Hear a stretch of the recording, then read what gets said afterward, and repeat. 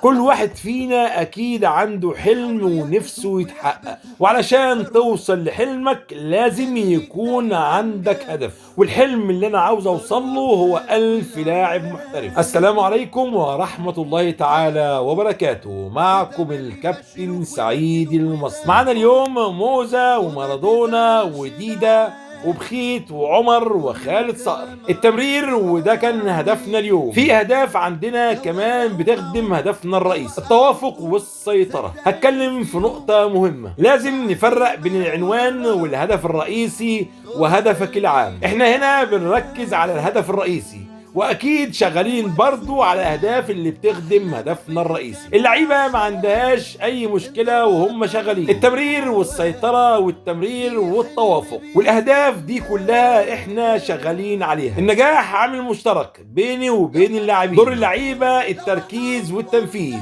وانا دوري التقييم. هم شغالين وانا معاهم، كل حركه بتتم عيني عليها. والتصحيح دوري انا، تصحيح شفوي وتصحيح عملي، وانا حاليا شغال على التصحيح الشفوي. واكيد التقييم عندي بيمر بمراحل. اول مرحله في التقييم عندي هو التصوير البصري، وبعد كده المساحه والرؤيه، وكمان النظره الفنيه. ومع التصوير البصري والمساحه والرؤيه والنظره الفنيه اكيد عندنا تفاصيل وخصائص. علشان تنجح هدفك لازم تركز على النقاط الفنيه. والنقاط الفنيه عندي جزئين، جزء إجباري لازم يتطبق، والجزء الثاني هيتاخد بالتدرج. والنقاط الفنية الإجبارية عندي دقة التمرير وسرعة الأداء، والنقاط الفنية الأساسية عندي الرؤية والخطوات الأمامية. إحنا عندنا مواهب كتيرة في بلدنا مصر وكمان في وطننا العربي، بس محتاجين نشتغل صح بدون محسوبية ولا وسط. ده كنز كبير نقدر نكسب من وراه الملايين. وبلاش البرامج التدريبية المصنوعة